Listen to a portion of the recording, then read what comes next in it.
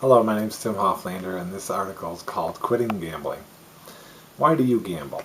Most people do it to get ahead financially. I am here to remind you that it will not likely work for you. Key point number one. If you slip back into gambling, keep precise written records of time spent, wins, and losses. The fact is, 95 to 99% of people lose, and the tiny percentage of people who win usually average under minimum wage over the course of the year. But of course, you are going to hit the jackpot. But almost no one really understands their odds of hitting the jackpot. Yeah, you are only 1 in 44 million to win, but wouldn't it be great if you did? To understand what those odds mean is, imagine you are in a high school football stadium with 1,000 people. They are going to drop a nerf ball, and whoever catches it gets $30 million. How many football stadiums do they need to fly over to make the odds 1 in 44 million? Remember, there's 1,000 people in each stadium. The answer is 44,000 stadiums, all jammed with 1,000 people each. That's what 1 in 44 million is. Pretty tough.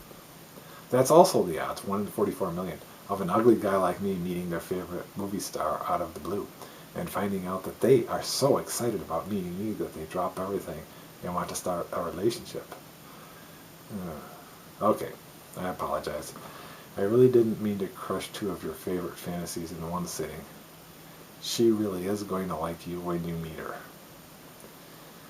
The second reason many gamble is for fun. Most of us like to take a moderate amount of money we can afford to lose and have a fun night at the casino. The question is, once we go over the line of moderation, can we increase our pleasure?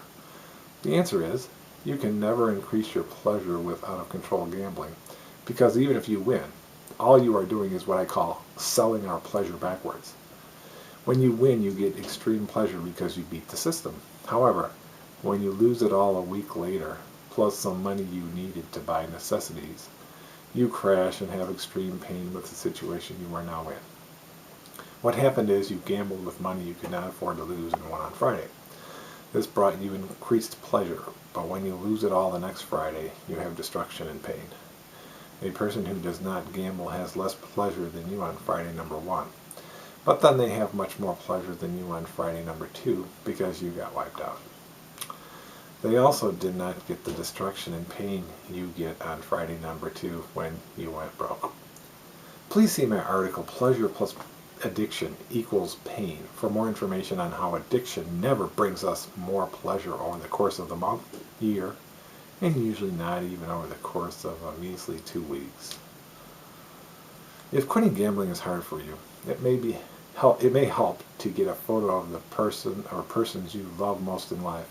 On the back right, how you feel when you have lost all your money, and how your gambling would affect them in your relationship with them. Put it by your computer, or in your wallet when out, when you feel the urge coming on to have a good look and read what you have written. Ex-gamblers say that they enjoy life more after quitting gambling. But when you tell yourself that you will be happier after quitting gambling, be very specific. You will be happier for the month when you are clean, but some days will be tough.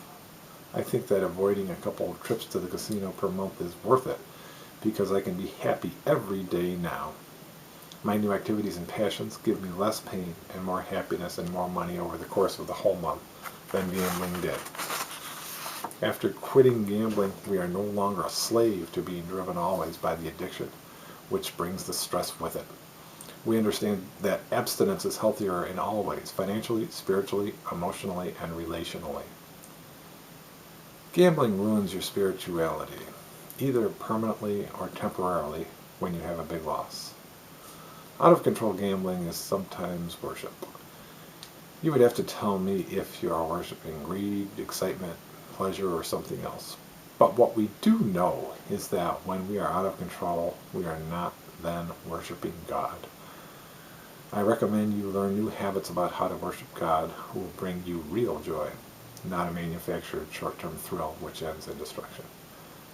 You can read about how you can learn to worship God in my article called Addiction's Real Issue.